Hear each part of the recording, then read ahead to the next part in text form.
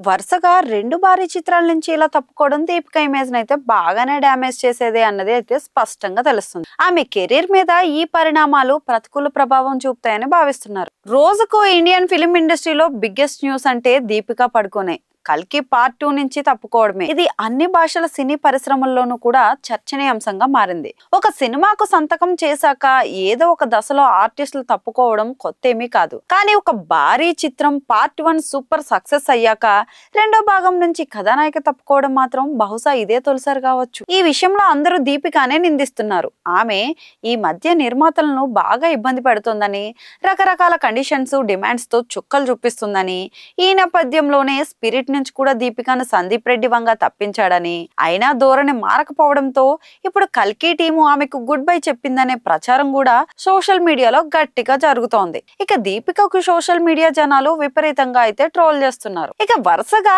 2 భారీ చిత్రాల నుంచి ఇలా తప్పుకోవడం దీపిక ఇమేజ్ నైతే బాగా డ్యామేజ్ చేసేదే అన్నది స్పష్టం. అయితే ఆమె కెరీర్ మీద ఈ పరిణామాలు ప్రతికూల ప్రభావం చూపుతాయని భావిస్తున్నారు. మరి దీనివల్ల దీపికకు జరిగే నష్టం గురించి పక్కన పెడదాం. కానీ దీపిక తప్పుకోవడం వల్ల కల్కి 2కు జరిగే నష్టం సంగతి ఏంటి అన్నది ఇప్పుడు ప్రశ్న.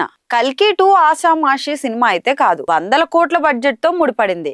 ఇక ఇండియన్ ఫిలిం ఇండస్ట్రీలోనే మోస్ట్ అవైటెడ్ సీక్వెల్స్ లో కూడా అది కూడా ఒకటి. ఇక దీపిక చేసింది చిన్న చితక పాత్ర కూడా కాదు. కథ మొత్తం ఆమె చుట్టూనే తిరుగుతుంది. పార్ట్ 1 లో హీరో ప్రభాస్ అశ్వత్థామ పాత్ర చేసిన అమితాబులను మించి ఆమె పాత్ర కూడా హైలైట్ అయింది. ఇక ఆ క్యారెక్టర్ లో దీపిక పర్ఫార్మెన్స్ కూడా సూపర్ అనడంలో సందేహమే లేదు. మరి ఆ పాత్రకు ప్రేక్షకులు బాగా అలవాటు పడ్డారు. ఇప్పుడు ఆ పాత్రలో మరొకరిని నటింపజేస్తే ఫీల్ దెబ్బతినడం ఖాయం. ఇక స్టార్ స్టేటస్ ఉన్న ఇంకో మంచి నటిని తీసుకొచ్చినా ఆమెని రీప్లేస్ చేయడం అంత తేలిక కాదు. దీనివల్ల సినిమా ఎసెన్స్ దెబ్బతినే ప్రమాదం అయితే కనిపిస్తోంది. మరి ఇది సినిమాకు చాలా నెగిటివ్ అవుతుందని తెలిసి కూడా దీపికను తప్పించారంటే ఆమె వల్ల కల్కి టీం ఎంత ఇబ్బంది పడి ఉంటుందో అర్థం చేసుకోవచ్చు. మరి ఈ సవాల్ను కల్కి టీం ఎలా అధిగమిస్తుందో, మరో నటితో అయినా ఆ పాత్రను చేయించి ప్రేక్షకుల్ని ఎలా కన్విన్స్ చేస్తుందో చూడాలి.